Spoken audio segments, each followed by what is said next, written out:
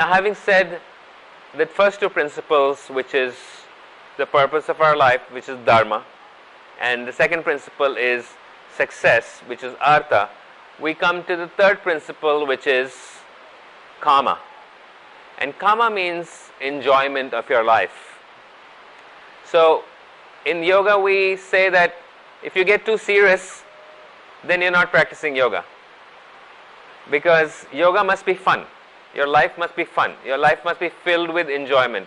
You must surround yourself with things and events and practices that bring you enjoyment, which bring you fun. Because there's a very deep principle of the yoga practice, and that's called ananda.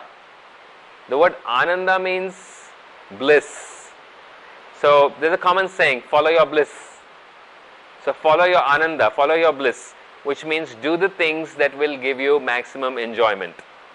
If you like to just take a walk in the evening by yourself, that's your bliss. If you like to get on your bicycle and ride around the lake, that's your bliss. If you want to go to a movie and enjoy a movie which will bring you joy, that's your bliss. If you want to just sit in your house, sit on the couch or sit in your yard and read a nice book, that's your bliss. If you want to go to a concert, or if you want to go to a music festival, that's your bliss. So that's the yogic principle of kama, which means enjoyment of your life. Now, why is enjoyment so important? Because till the time you cannot release your mind, you cannot release your body, you're bound, you're chained to these two very, very subtle aspects of your existence, the body and mind. There's something much bigger, which is the energetic aspect of our existence. And energy connects everything. It connects your enjoyment to your mind, to your body, and eventually to the universal prana, the universal energy. So we have to enjoy our life. And this principle of enjoyment is called kama. So poetry, arts, literature, music, dance, any kind of art form that brings you satisfaction, brings you enjoyment, that is called the principle of kama. What's happened in today's modern world, modern lifestyle is kama has essentially become the pleasure principle. And the pleasure principle means do anything and everything that will bring you pleasure, which is no holds barred.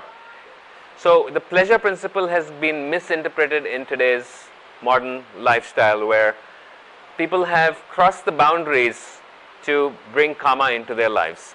So from the yogic perspective, kama has to be in accordance with virtue, with dharma. So the word dharma also translates as virtue, which is your purpose of your life, to reach the final beatitude, to reach the final goal. So when you practice kama or enjoying life, it has to be in accordance with a moral principle, which we also call dharma. So when you use dharma as your guiding factor in enjoyment, then there's a virtuous aspect to enjoying your life, which means you will not cross any boundaries, you will not hurt any other person. So when people take marriage vows, for example, there's certain marriage vows that give you a moral aspect of the marriage. And so when people are following those virtuous principles, they're in accordance with the dharma. They're in accordance with the virtuous principles. That's the aspect which was very strongly practiced in all the cultures thousands of years ago. But as we have got into the Kali Yuga, which we call the Dark Age, that factor has been eroded. The dharma of our life has been eroded, and the kama is still predominant. So pleasure is still predominant, but the virtuous aspect, the moral aspect, which was practiced thousands of years ago, in the Vedic tradition, for example, in India, dharma had a very deep meaning. It meant practice your life in accordance with virtue. Be honest, be truthful, and follow the moral and ethical upbringing, the teachings that you have inherited, you have gained from your cultural backgrounds, and also from the Gurukula system, which is the ancient schools of yoga were called the Gurukula system of education, where the ethical principles were taught to the young boys and girls till they were 18 years old. They lived with the teacher in the ashram.